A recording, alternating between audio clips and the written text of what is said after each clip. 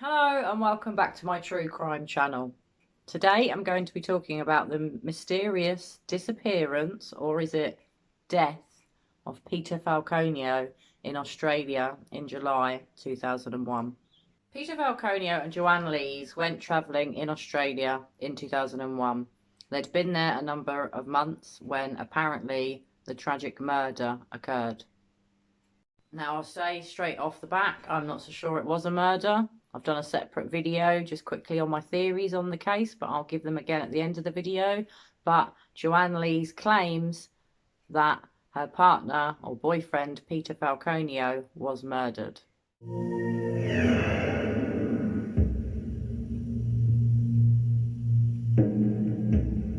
The Australian outback, desolate, mysterious, and the setting for a terrifying story. A crazed gunman. A baffling and disturbing attack. A miraculous escape. A strange disappearance. And just one witness. Now, I'm not going to be able to go through everything about this case because it's a very in-depth case. There's a lot of weird twists and turns regarding things that went on.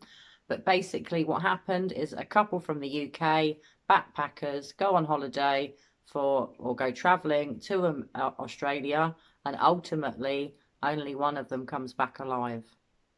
Joanne Lees and Peter Falconio packed their camper van here at Alice Springs and prepared for the most arduous leg of their Australian journey. This would be the last major town for over 1,000 miles as they headed north towards Darwin. And they would make this journey in almost total isolation. They had just each other and their trusted camper van.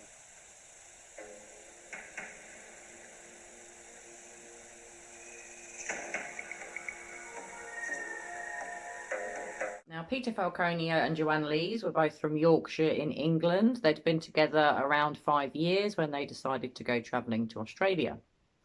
Something to note that I want to mention immediately is whilst in Australia, Joanne Lees cheated on Peter Falconio. Now, something that's very interesting about this case, and I want to mention now, is that Joanne Lees is very dodgy and acts extremely weirdly in the police interviews and any media interviews that she gave about what happened. Her versions of events are very sketchy, her story changes more than once, and personally, I feel she's lying about the whole story. I don't buy what she says.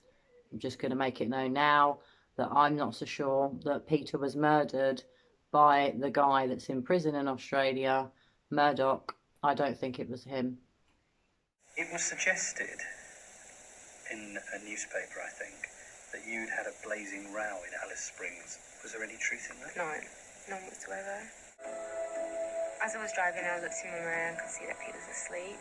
Drove into a very small community called Tea Tree. Saw that there was a petrol station and I laid by and I decided to stop. Pete woke up and we had coffee and we did watch the sunset. It was very spectacular.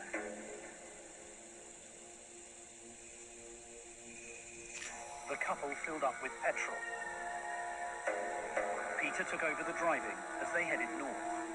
As you drove along the highway, did you see many vehicles? Hardly any. I remember Pete even commenting that there's not many vehicles past at all. So basically, I'm just going to run through a version of events very quickly of what happened. One day, they are travelling through the outback in Australia, which is a very remote place. Often, you can drive for hours and not see anything other than a kangaroo or a possum. Anyway, they're flagged down by another driver who tells them that there's something wrong with the back of their camper van. I'm not sure if it was the exhaust or the lights are out. So anyway, they pull over. Joanne says to Peter, probably better to not get out. We don't know the man. He might be dodgy. Peter says, no, it's fine. He goes and has a word with the guy around the back of the camper van.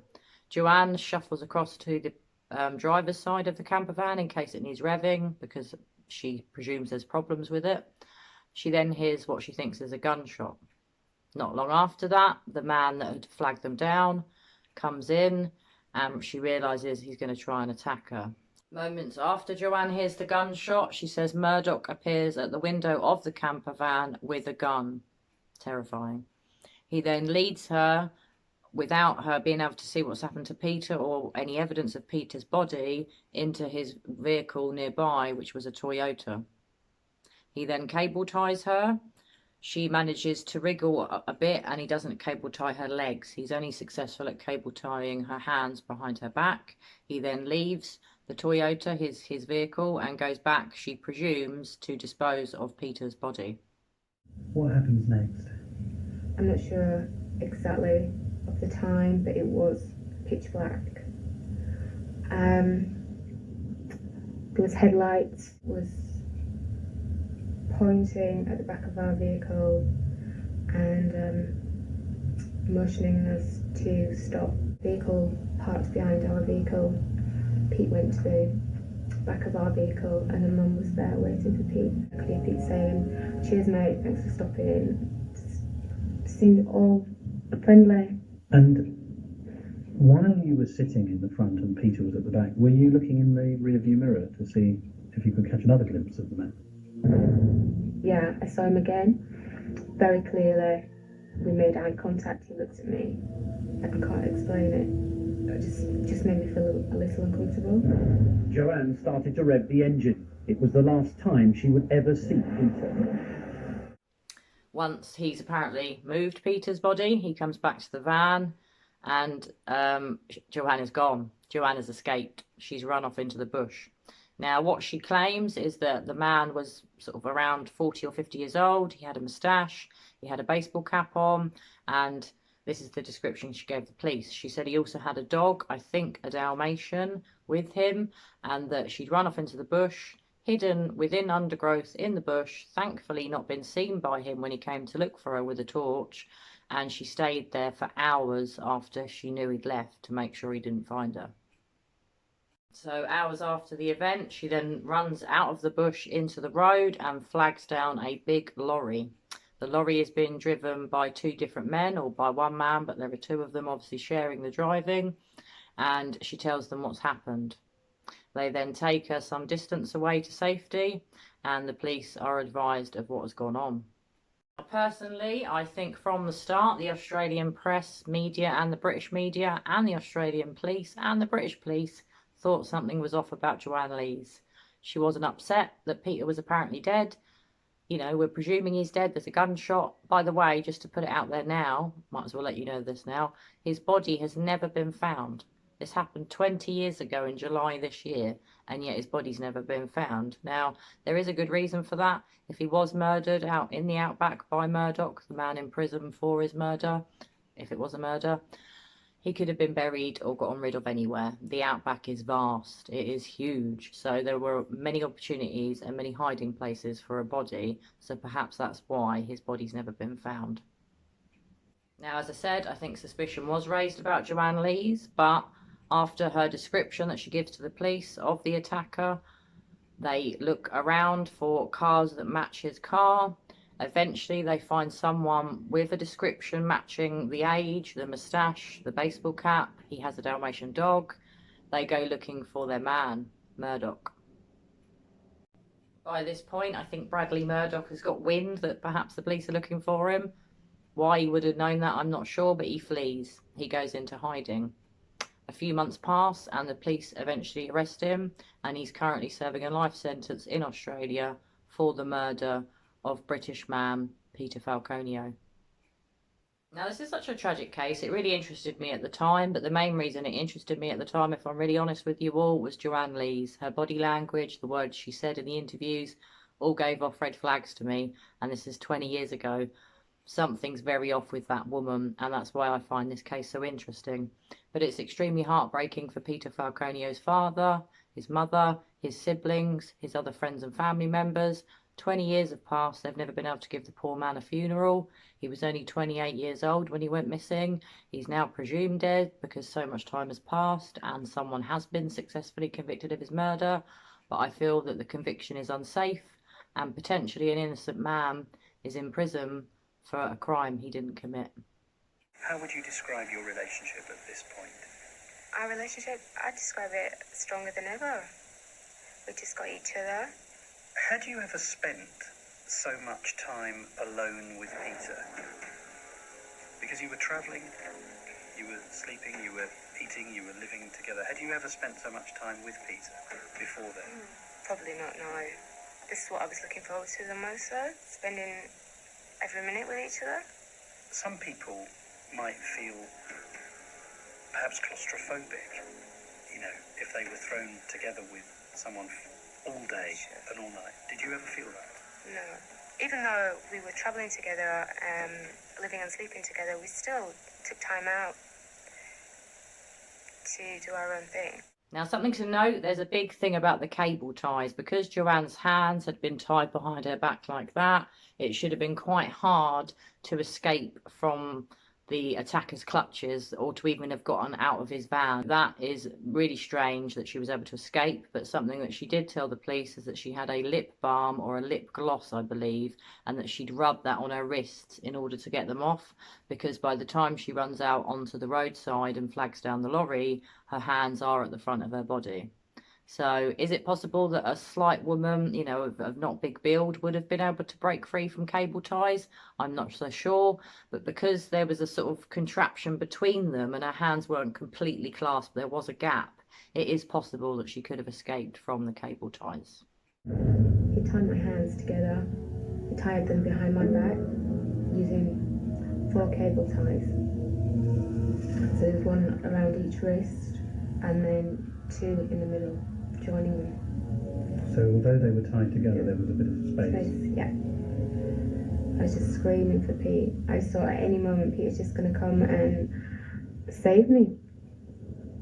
So you're shrinking? Yeah. And what is he saying in answer to that?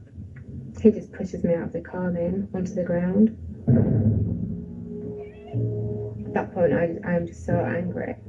He's trying to tie my legs together and I just won't let him. I just kick and kick and kick and he can't do that.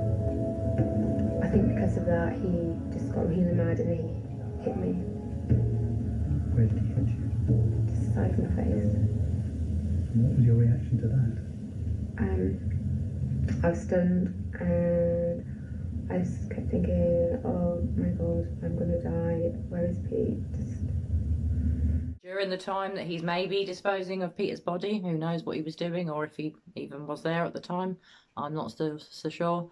She says she escaped. She managed to wriggle free out of the Toyota. I'm not sure how. You would have thought someone like Murdoch, if he'd wanted to attack her, would have locked the car or the vehicle. So that's a bit strange. But she manages to flee off into the bush. She flees into the bush and she finds a really good hiding space. I believe in some undergrowth she was able to hide successfully for a number of hours. But Murdoch does come looking for her in the first initial moments when he realises she's gone. Thankfully he doesn't find her. He does shine a torch around the trees above where she's hiding. The dog runs past her a number of times as well, but thankfully neither of them find her. Left alone in the back of the attacker's truck, she decided to make a desperate attempt to escape. I just thought, this is it, this is my chance, I'm going. And I just slid down the truck, down the base of the truck, jumped out and just ran into the bush. Could you see anything? I couldn't see anything. I tripped up a few times. I just crawled into a bush and hid. I heard his footsteps crunching the branches and I saw the torch. You saw the torch? Yeah. How close? Very close. Came past me 3 or 4 times. Shone the torch above me in the trees. Joanne eventually heard her attacker drive away in the camper van. Thought he's leaving, he's going. But then I heard him come back. In the same vehicle? On foot. What are your feelings at that point? I was just thinking, is this ever going to end? That's what I thought. Thought that he's going to be so mad when he finds me. And he's really determined to find me. Quite a few weird twists and turns, as I said, in this case, but I want to mention now that there wasn't much evidence of Murdoch at the scene or of Peter. There was no blood in the road, there was no weapon left behind, there were no cartridges from a gun, no evidence that anyone was shot. Not only that, but the police and Aboriginal trackers searched the bush where Joanne claims she hid, and all they found were her footsteps. They didn't find the footsteps of Murdoch or footprints of Murdoch, and not only that, they didn't find footprints or paw prints of a dog. Now, they should have done, but something just to point out, evidence could have been compromised, or the crime scene, because it rained heavily that night, and by the time they go back to look for the footprints, could it be that Murdoch and the dog's foot or paw prints, had washed away? And the DNA evidence that I mentioned that is found on Joanne Lees's top that matched Murdoch, there were small DNA samples or fragments found on the gear stick or gear knob of the camper van that Joanne and Peter owned, and it wasn't an exact match for Murdoch, but I think it was meant to be maybe a very small partial match. But again, all seems a bit unsafe, really, his conviction, in my opinion. The DNA evidence on her top, it was only on her top. That seems really strange. If he'd had to bundle her into a Toyota, his car, the Toyota, surely there would have been more than just a speck. It's quite plausible, in my opinion. They could have passed at another establishment that day or in the lead up to that day, and he could have brushed past her. It's definitely known from CCTV footage that he was in a cafe or an establishment similar to that the same day as Joanne and Peter. Could it be that Joanne had seen him, he'd brushed past her, and that's how the DNA got there? Could it be that Joanne had something to do with Peter's death? Did she kill him? Did she hire a hitman to kill him? So in the investigation, the police circulated within the media CCTV footage of someone they thought was involved in the killing of Peter, and a description of the man that Joanne said carried out the horrific act and the attempted attack of her. Now, I believe Murdoch might have then been given wind of this on the telly. He may have seen it himself, and I think perhaps that is why he fled. We don't know for definite, but it would make sense that that's why he went into hiding. Now, he was wanted on a really horrific I think it was kidnap and some sort of horrific assault charge on a woman and her daughter, and he was successfully convicted of those crimes, and he was actually caught via a DNA sample being given by his brother, which was able to then match the DNA at the scene of this other crime to him through sort of partial familiarity of DNA. So that's an extremely interesting link. Now, Murdoch was known to deal drugs. And not only that, Joanne Lees and Peter Falconio had been smoking marijuana that day. Could it be that they'd had something to do with Murdoch buying drugs from him? Did they owe him money that they'd not paid, as they had been in Australia for a number of months? And is that why Peter was killed? So could it be that it really was Murdoch? Again, it's not necessarily definite, but Murdoch definitely was known to deal drugs, and one of his drug running accomplices did actually grass him up or dob him in to the police to say that he highly suspected him of it. He'd seen him making some makeshift handcuffs out of cable ties not long before the event, and all of this extra information, which could have been lies, just added to the fact that the police thought Murdoch had done it. So Bradley Murdoch was eventually convicted in an Australian court of the murder of Peter Falconio, and this happened on the 13th of December 2005. He was given a full life sentence without any chance of parole, and in Australia that means he got 28 years. Thankfully, that did give some justice to Peter Falconio's family, but to this day, 20 years later, in July this year, they still don't have a body, they still don't know fully what happened to Peter, and they've never been able to give the poor man a funeral, which must be truly horrific. Now, my heart goes out to the Falconio family. I doubt anyone knows anything, but you never know. If any of you guys know anything about this case, or you've ever heard anything about Joanne Lees, or the fact that Murdoch might not have been guilty of it, maybe it was a life insurance scam. I've mentioned that in one of my other videos about this case, but there is another theory out there that Peter may have staged his own death to claim insurance. He'd recently taken out an insurance policy, a life insurance policy, before leaving the UK going travelling, but could that just have been to protect him and Joanne if something was to happen to them, which tragically it seemed to happen to him? But is that just a coincidence and a red herring? Was he really murdered? Was it really Murdoch? Could Joanne have ordered a hitman to kill him? Could Joanne have killed him herself and just framed Murdoch for it? I'm not so sure, but I don't think it was Murdoch. I really don't. I either think Peter staged his own death or I think Joanne did it. And personally, from Joanne's lack of sympathy or empathy at the death of Peter, or so she says, death, I think she's got something to do with it. I think it's more plausible that she killed him or had him killed than the life insurance theory. But again, these are just my views. So again, just my views. Please don't come for me. Well, anyway, guys, I hope you've enjoyed this. I've done another video on the case of Peter Falconio recently, which gives more information on the theories. So I hope you enjoy that too. I hope you're all enjoying my channel and keeping well and safe. I hope you're enjoying the sunshine. If you're here in England today, we're going to have 23 degrees, which is extremely warm for the end of March. The sun's lifting my spirits. I hope you're having your spirits lifted by watching my videos. As I always say, like and subscribe. If you know anyone that likes true crime, point them in the way of my channel. Thank you to all my new subscribers. I really appreciate you guys, and I love all your comments, so thank you. Keep giving me your comments. I love hearing your thoughts on these cases, and I'll be back again soon with another true crime video. Take care now, guys. Bye bye.